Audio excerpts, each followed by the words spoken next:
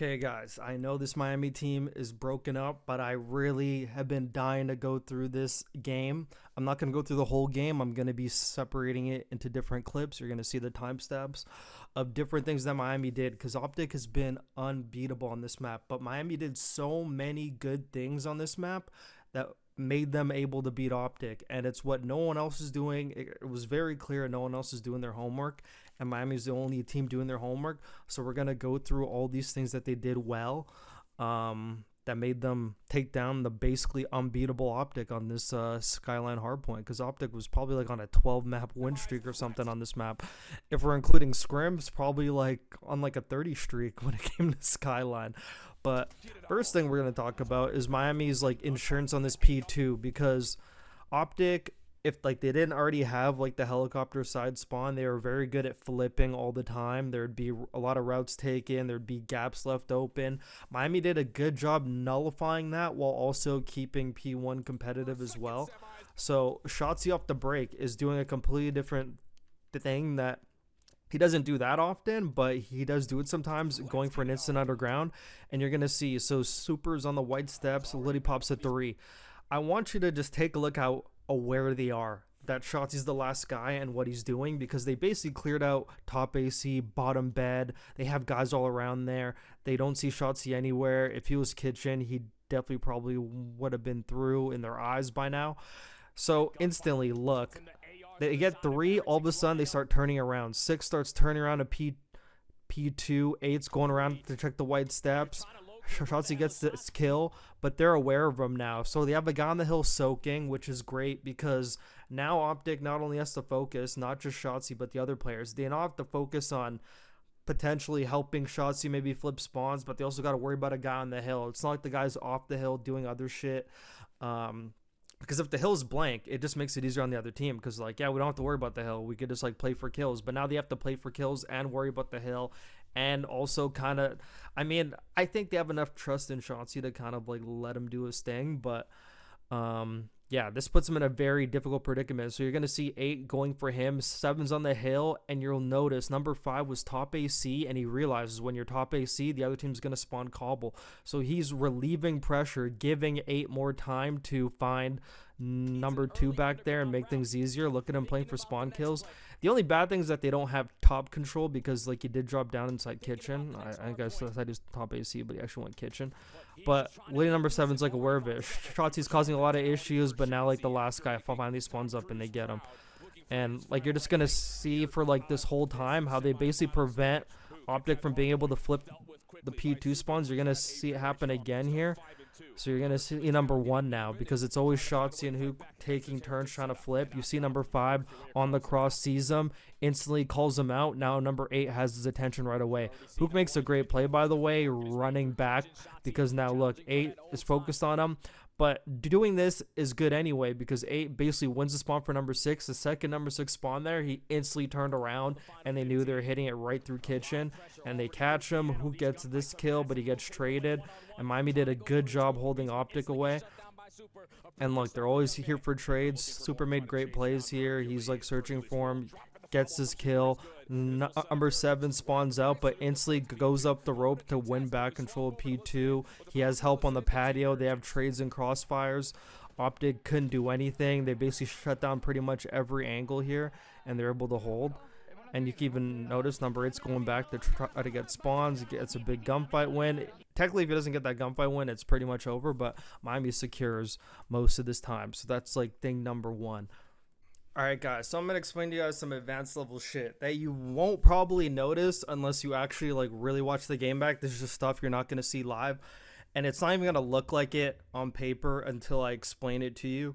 But I want to show you how Miami basically controls the next 2 minutes of this game on P3 and P4. I thought this was masterclass gameplay, and we're about to go through this because this is actually incredible. This is one of the many reasons why they were able to be like the first team in probably like 30 games if we include scrims to take down OpTic. So we're gonna start it off. So like they basically had like the P2 control. OpTic was able to get the scrap time, which basically allows Miami to have the numbers to set up at P3. So like they have the numbers, they're controlling it. And I do want to commend Shotzi here. Like, whenever he makes plays on like pinches and flanks, he never hesitates. Whenever he gets a kill, he's already flooding for the next one because he knows that there's a timing in between a player being able to call out, make a call out, and he hits shit so fast. So he hits underground. Look, you can see how he flies around the corner and without hesitating goes right for the second one. Like, 60 and have time to react. But that's not what matters. We're talking about Miami here. So Miami basically just masterminds this whole P3 and P4, and against a team like OpTic, this is probably as good as it's going to get without just like constantly getting 3 down, 4 down on them. So I thought Miami played this very well. So I want to talk about Real's pinch first. So Real makes a very good play. Like, you might think this pitch is useless, and Hook was able to read it because he spawned super deep. Usually spawn closer on P3, so he's able to read it, but it didn't really matter. Him going on this pitch actually takes some attention away. And also, I also want to talk about Rencor because this was like the big thing. This was the big thing. So we talked about Real, so we're also going to talk about Rencor. I saw this live when I watched this game live, and I was like, I have to talk about this. But it took me a month to make this video because I haven't seen anyone do this against OpTic specifically. I have seen people do it like earlier in the season, but I haven't seen it enough because a lot of people just like flood right for this side and start channeling. They're going to win the team spawns. But Rencor guarantees this spawn. I think I've only seen like 2 people do this. I'm not even gonna lie. So Rancor spawns and he runs to patio. And he runs to patio and gives his whole team that spawn. I was mind blown when I saw that because I haven't seen anyone fucking do that, especially when playing against OpTic. So I was mind blown. Gets his team the spawn. So they get the spawn. Real's on a pinch, sort of takes some attention away.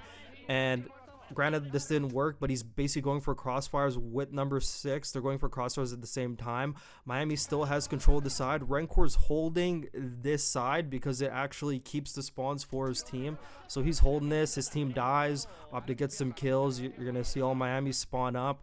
They start going for Shotzi. Shotzi gets a kill. They double up on him. I thought Rencor, even though he got a bad timing, was making a great play just holding this. They're not even focused on P3 time right now. They're just trying to like maintain control because they know OpTic's around. They're hitting these pinches, trying to flip the spawns. They're trying to stop them from flipping the spawns. So P3 is secondary. They're focusing on P4 because if OpTic gets a full P4 and you're fucking fighting from behind on them on this map, you're basically fucked. So Hook gets a great timing on him because he just didn't realize it. So now they're battling Shotzi. They're able to get him. Hook makes a great play on the pinch because like they're just too focused on everyone in front of them.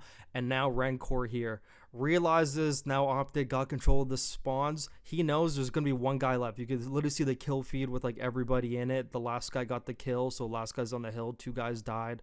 Last guy got the kill. 1 guy's on the hill. So he knows there's 1 guy on the hill. So he uses this as an opportunity to now 1v1 get this guy off the hill. And what this now does, draws all of OpTic onto the P3. And now look, he's drawing them all out, and as he's drawing them all onto the P3, Miami's already thinking ahead, trying to get back P4. They send 2 guys to mid now. Look, so you see number 6 gets him, and he calls it out. Number 5 is like, fuck this, not going for P3 anymore. We're going to flip the spawns back together. And this is another thing I never saw anyone do against OpTic the whole time. I don't even know why. It's just double shit up, play as a team. They use that decoy now with Rencor getting control back and OpTic now knowing they have control. Like OpTic thought they had control, so they're hitting P3 because they have control of the spawns. But Miami was already thinking ahead. We're going to get this kill, use them having the spawns to our advantage, draw them back into P3, get a kill in mid, start flooding the backside. So like they got some kills. Look at them doubling up the back. Number 6 has his over crossfires, so they're able to trade this guy out. Lane number 2 is playing like he's playing a little bit ratty. They knew he was around here. Rencor immediately gets a spawn in there. So you're gonna see Rencor spawns in bed, which is a pretty common spawn. Gets the spawn, realizes where Shotzi is because they're obviously calling shit out. They're a team. Shotzi gets his kill. Rencor already has a crossfire because he knows he's up top. Gets him up top. Now they have control. Now Super's reading the immediate pressure. Where's everyone going to come from? OpTic spawning P3 side. They're probably going to try to come through P3 because we're getting kills here. They probably think they have an opening. He gets Hook now. And now you see like they have control of this. Super kind of overchows. Number 5's by himself, but I want to talk about number 7 here. This is why Real is earning that 3 times salary. Heads up play right here. Spawns out. So we're going to talk about Real now. Spawns out, and this is where they talk about not having any roles because Real spawns up. He's an SMG player, spawns up, takes out an AR because he realizes what his role is in this situation. He's far as fuck away. He's going to try to catch someone off guard in mid to try to help the person on the hill because he realizes the person on the hill is probably going to have some pressure. These guys are hard focusing on this. So he spawns up with an AR, goes up the white steps, gets the guy bed, and this guy's fully aware that Real has his bed, so he's not even focusing on it. He's in the shower just watching the front door. They know they have the back covered, so literally everything of the immediate pressure is covered. So Real gets a kill from bed. Number 5 perfectly confident in him getting the kill. Gets the kill. Now they have control immediately back. I was like, wow, that's absolutely incredible. And now they know since they spawn patio means there's pressure on this side. He dies, but immediately Metals goes in for a trade, and now they get control, and now they're just reading where the immediate pressure is. Number 7's P1, so they're all going to be spawning on this side. Has control of this. They basically have them spawning where they want. OpTic's going to have to hit this. Can't let them get too much time. Walks up the steps, gets great timing. They're nading. Meanwhile, 8 is not only helping him, but also helping number 6 as well. Number 6 is playing this corner. Real has this, so the guy can't go through bed, so the guy could literally only come through like this fucking library area. You could even see Merc right here sneaks by, so they're aware, so they just know they have to watch that. So he's helping this and helping that. Look at this teamwork. Look at this close setup. Stairs, hill, he's just playing the couches. They know Merc's there. They get crossfires on him. Shots going to help. They get him, and now they have control, and now they know where the immediate pressure is coming from. Real's not P1 anymore. They're all focusing on the front side now. All of OpTic's going through the front. I thought Metals was gonna hop out the hill here and peek for this kill, but he didn't. Doesn't matter anyway, because like they get these trades, they're spawning in the back, and look, just OpTic's flying in, but they know where everyone's coming from. They had control. It looked chaotic as fuck, but they had control of that P3, P4 pretty much the whole time, and that's just like world-class gameplay from the Miami Heretics. Gotta commend it. And look, they're already on the plays for P2, but that's just like 2 minutes of control, like without even like thinking they had control. If you're just like a normal viewer watching, hope this was informative. Okay, so we're gonna talk about once again how Miami was able to, not as much as the first one when it came to controlling P3, but it still ended the exact same result. They masterminded OpTic on these P3 to P4s. So we're gonna get into this. So first, they won P2 this time, so they're getting the scrap time on P2. So their first push on P3 is more of a direct approach, and they're gonna see it doesn't work. But you know what? There is a little secret to doing this overcommitting on the P3, and we're gonna talk about it. So like they actually do it twice. They're direct, like they get some trades, but what this does is it draws OpTic in. It draws everyone on OpTic in, everyone off OpTic spawning in. So the second Miami dies on this second push right here, you could see like they're going in, OpTic's committing to them. You could see the arrows constantly flooding because they think they need numbers to help. Now look, so even 4 now spawns in, but this guy actually backtracks because now they got all 4 and OpTic's about to take space. So Miami tries the direct approach, doesn't work, and that's when they start taking routes. And it starts with this big kill in the top hallway, number 5 Metals flying through the hallway. If Dashy gets this kill, OpTic probably win this game. So Metals gets the big kill. That is the big kill. That is the opening kill. Hook is camping bottom gym. Shotzi's pushing that way. I think Hook probably should have taken a more direct approach because he's going to be spawning piano. Maybe go around P1, be more direct, go bottom bed where you have more eyes on everything. But Dashy was the person supposed to have up top, so that's why he was where he was. So Dashy dies, he stays here, and number 5 goes through. 8 starts taking space. They start taking space now because they know they have free reigns. Number 7 on a pinch just to make a distraction, literally keep people occupied. But now you're gonna see how Hook gets doubled over here. So Hook's he's bottom gym. He knows people cross. He knows number 5 cross. He knows there's gonna be more crossing. So 8 goes through, but take a look at the help. Top hallway, shoots at him. All of a sudden he peeks from top hallway down low, gets him. Rencourt now in the back does the exact same thing he did the last time that not a lot of other people were doing.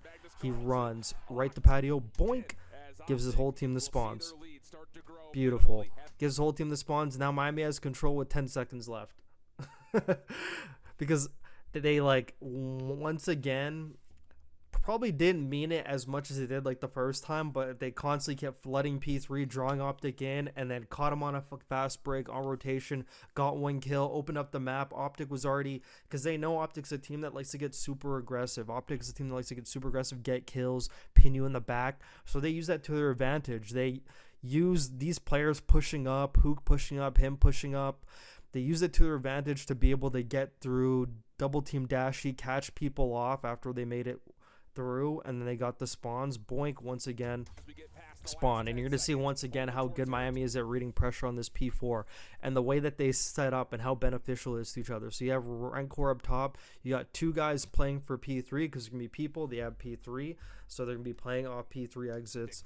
You have number 7 who's watching the immediate pressure in the bedroom. He's not even on the hill yet, he's like inside like the library watching the front. Rancor up top has this through bedroom and also has that as well.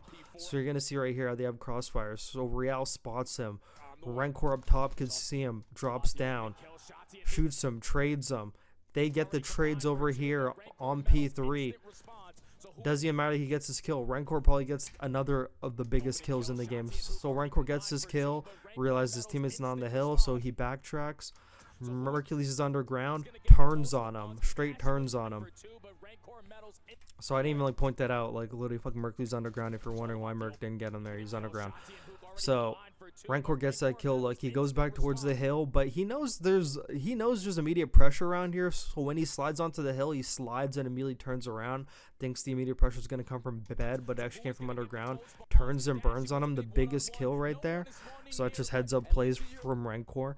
And then you're going to see all of Miami spawns on this side, so they know all of OpTic's going to be on this side. So take a look how they read this now. Take a look how they read this. You have number 5 playing for this because he knows they're going to flood through kitchen. There's a chance that someone might flood this, but if they don't, he could go on a quick pinch and win back the spawns from Cobble by pinching. So the way Miami is set up here, like they just know how to read the pressure, and this is something a lot of people in like the lower tiers don't know how to do, is reading pressure based off where they spawn. A lot of people just play pretty mindlessly, like, hey, we have P4, just got to hold P4.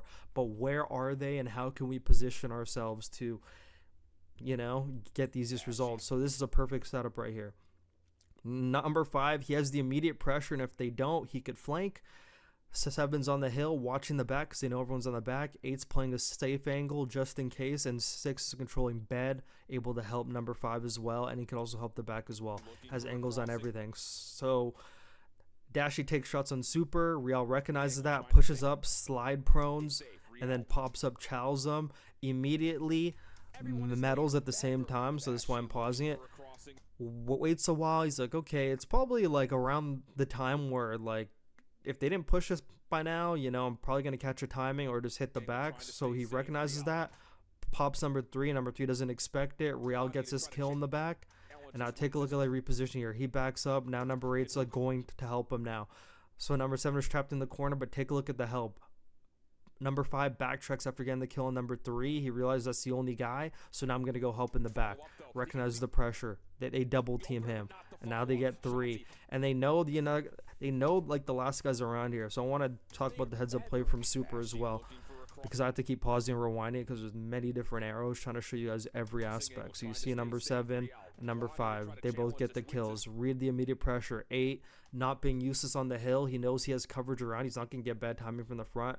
The coverage on the front is incredible. They got a guy bed, a guy in the front. No guys underground. There's no possibility of underground. Based off the information and the positioning that they have, they trade this guy in the back. They know the last guy's around here somewhere, so like they're clearing him, but you can recognize super. Okay, we just got a guy front, we just got a guy back. We didn't really clear the top. This guy might come patio. We have no one patio side. So even like before shots is even shooting, you could see him already there for the trade. And now take a look at how they recognize the immediate pressure. They know their team is now spawning out. Number 7 calls out, spawning this side. So now it knows OpTic's over here because he's in the back. They obviously can't spawn there. When he's spawned there and he's literally looking there, that's not a spawn. So they all spawn piano side. Take a look if they're able to recognize it. Rancor playing like this safe angle on like the bathtub, gets that kill because he just knows he's going to get a timing. He knows OpTic's not even going to expect him to be like just straight up hard challenging, just standing. That's just like heads up IQ plays. but recognizes that pressure, and you can see number 6 now knows there's probably not going to be anyone here, so he turned and is just focusing bed. So Rancor knows his bed's covered. The way they always like protect each other on these crossfires, just the way they read pressure. This stuff wants to be easy when like you play the game for so long, but there's so many people like in ranked and stuff like that that just don't read things like this. Don't know how to read immediate pressure, and you're gonna see now. So like after like they get these kills, you can even see I'll rewind even further. So they recognize where number 7 spawned. Immediately number 6, he was like kind of hesitating a bit, but then he realized, okay, I gotta focus the front. Focus crossfires. Now the last guy's here, but now he's just playing the bathtub. Doesn't want to scam. He's waiting for help. Number 5, number 7 flooding because they know no one's back here. They're flooding because they know there's still one last guy here for a trade. So look how they fled through the front. He peeks bed now. He like runs, immediately peeks bed, and that's when Rancor peeks up and they get him. And number 5 now playing for like crosses because he's blocking up the kitchen. So now they're gonna spawn piano. And it's just heads up shit from them. Now he's like playing for kills in mid, relieving pressure. Now everyone's having individual fights, but it doesn't even matter. OpTic's losing all this time. Miami pretty much has control of it. Look at the coverage on that. Look at the coverage on that. So like lead number 1 thought he sneaked in. Lead number 7 just chilling in there. He's like right there in underground. He's like right there at the top of underground in the corner. Watching library, also occasionally peeking the back because they don't have control of it.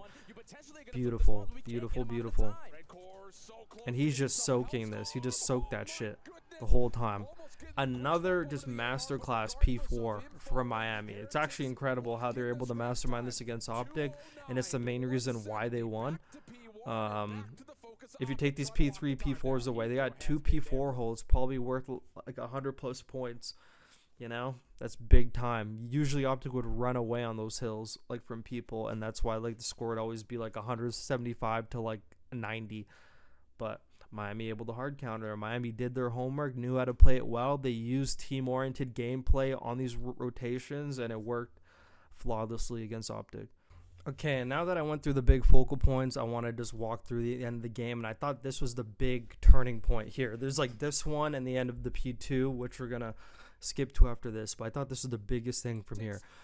So Odashi, obviously great player, had a great year, but I think this is the one mistake he made here. So like a number 4 gets his kill, pushes up on the kitchen side, pops a 2 right here, so he gets his kill. So the way OpTic's positioned right now, and I know OpTic has this philosophy, Shotzi talks about this all the time, whenever you get kills, taking space. So number 1 spawned on piano, but I think Dashi in this scenario is just a creature of habit. He's never had to be the player holding kitchen side ever. He's usually always on the stairs. If you look back at any Skyline OpTic plays, he's always playing the white stairs, always playing the heady, always playing piano, always playing like this long range side, always playing this side. He never plays kitchen. This is always like Hook or Shotzi, sometimes Merc as well. It's usually Merc and Hook. Fuck Dashi's like never over here. Like literally go back and watch any game where OpTic has control on this side. Dashi's never over here. So I think he's just a creature habit because realistically he should be getting this kill and either holding or pushing forward. Those are his 2 options. But getting a kill and going backwards, like we talked about in the Heretics control when they got 4 down and Real wrap back to wrap around P4, this is where it proves detrimental. This is why you get kills and you take space. So he gets the kill. He should be pushing up on kitchen. Honestly, he should be pushing up on kitchen or just holding. But instead, he runs back. And yes, number 3 gets to spawn. But take a look how they now give this shit up. They give up this whole side now. And you're going to see now, right here. Now number 1 starts spawning out. Because now, technically speaking, Miami has like majority numbers in this side of the map. And this side is pretty much unoccupied, which causes the spawn out, causes number 5 to get this spawn, and this is where Miami doesn't lose these spawns for the rest of the time. So OpTic does like soak P1, but you're gonna see Miami has control of this, and you're gonna see super spawn up here, and he never lets go of this stuff now. Now he knows OpTic could realistically get to 27 seconds, and to me it doesn't matter. They're gonna get to 222. Like to him that doesn't matter. Wait. Oh my god, is my math off? Whatever. 222, whatever. It's not doing math right now. But he decides to just hold this because holding the P2 side is more important than, fucking getting this P1. Obviously, like, they're trying to get OpTic off. You can see number 7 going on a great pinch, but they read it. But Super's never getting up the side. He gets shot. He's holding it. That's his only job. Holding this. Don't lose it. Then he does a crazy chow right here. Just cameras the fuck out of Hook. Gets the side spawn. Him and Rancor getting big kills here now. You're going to see now Rancor now holding this side after he spawns up, so he dies there. They know now with 22 seconds left, this is the last thing you want to do is give this up, trying to fight for scrap time. So we're just going to hold this. Now you're going to see Rancor and Super just holding. Super gets the big kill. Now you see Rancor playing his life. Very important not to die. Slides, gets a slide challenge, number 2. Great kill. They know there's another person around here. Take a look how they wait. Take a look at the wait. They wait. They don't see anyone. Now they're figuring K's probably just hiding in a corner. Rancor hops right up the stairs, pops him. That's just game knowledge. Like, Rancor and Super, dude, when you watch their arrows a lot of time in Hardpoint, you could just see how well, like, they know this game and understand this game and where players are and what to do with spawns and reading.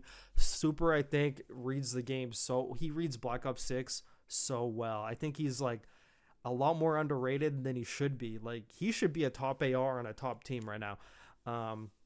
If Black Ops 7 is anything like Black Ops 6. Like, he understands this game extremely well. Same with Rancor. Like, that is a super AR duo. That is actually a super fucking AR duo. And you're gonna see here, so like so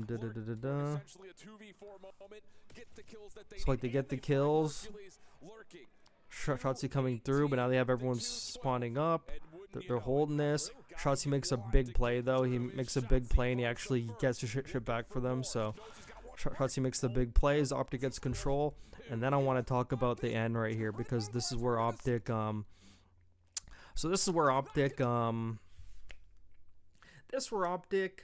I'm not even gonna say it's a bad play because it worked for them on like Rewind in the Grand Finals EWC when they played against Vancouver. This is something they've done before where if they know they're going to get a win off a hill, they'll just play for it because they kind of like depend on the other team to rotate to new and so or to give it up, so they kind of just play for that.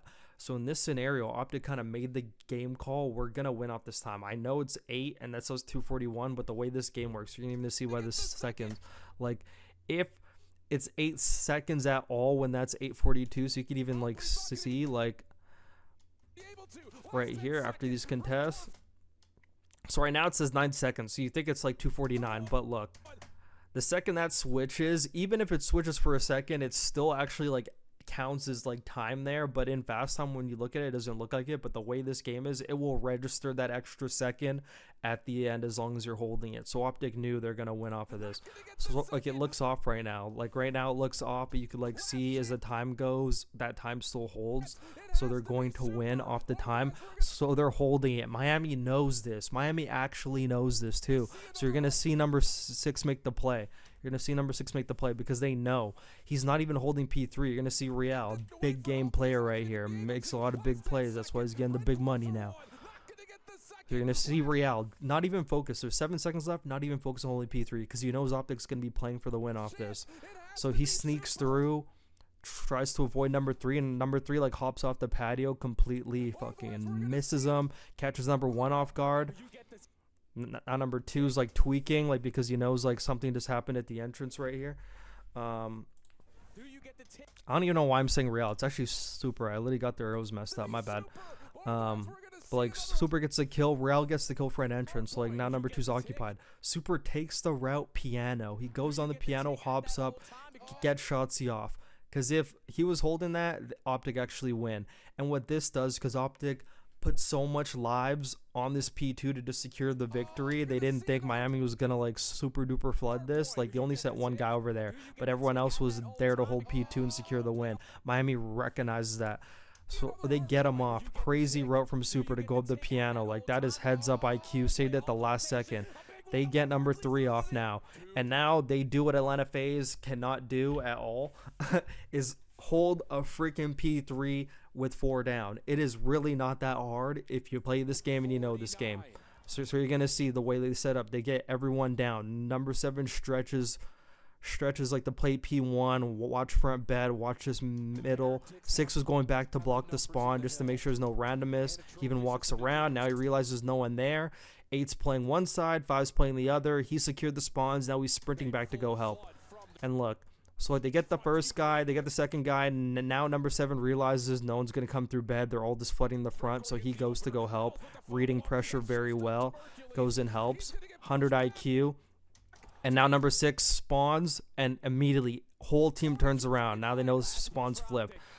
Number 6 playing for randomness. I don't know why Hook's taking this route, to be honest. There's really not enough time to hit hallway, hit over the patio. There's literally no time. Like, by the time you get to the hill, it's over. Like, he should have just dropped right down mid, but I don't think it would have mattered because Real went gym and he's going to watch the mid. But take a look at the timing Hook could have had right here. If he drops down right now, he actually catches a crazy timing on number 7. He could just walk right by and get number 8 up the hill. Like, look, by that time, he's already dropped down. He gets number 8. Like, look at this time. He could have just dropped down right there and literally got number 8 and won OpTic the game right there. But instead, decides to take the long route. Don't know why. Miami's basically reading this because, you know, everyone has to flood through the front, and number 7 once again playing on an island and reading pressure when he knows his teammates need it, and they win the map off of that. So guys, if you want to know how to read pressure, go watch Miami play whenever like they hold the hill. Knowing like how to hold like the wide side, or like knowing how to play the wide side and wait the appropriate amount of time for like a flank, and when a pinch isn't coming and you know there's so many trades going on the hill, that's when you flood the hill and you're not being useless. Because look, I just want to talk about this real quick. So there's so many people in this scenario, like in lower levels, they would just stay here the whole time and just play crossfires and just allow their teammates to just fight this. They would just play crossfires only and just hold this the whole time, not reading, okay, I'm here, there's no one hitting bed, they're all just hitting the front, no one's going to be taking their time. So the fact he reads it instantly, goes in to help, even though they're probably going to fucking kill the last guy anyway. Like the way they read pressure on the P4s, look at how they read pressure. Reading pressure is such a big thing when becoming a good Call of Duty player. But hope this analysis video was good for you, and this is how Miami was able to take the victory in this game. And I thought this was a masterclass Skyline, and I was like anticipating to finally break this down, and I'm glad I could finally break it down for you guys. But I thought this was a great display. It was 250 to 249 because OpTic's just like a very good team at Skyline, but the way Miami played those P3, P4s, and then like some of their P2s, I didn't even go through like their P2 break because I was trying to go through the big things. But the way they played this map, even though it was a close game, this is how you play when like you're playing against a Giga Chad team on a Skyline hardpoint. So that was great out of Miami. Hope you learned some. Subscribe for more. Follow me on Twitch. Follow me on Twitter. Up above, Borito Talk Podcast, Discord, Burrito Bowl, join. Gonna be getting 8s going in the off season. Gonna have to reinstall Black Ops 6 to be honest. But yeah, subscribe for more. Peace.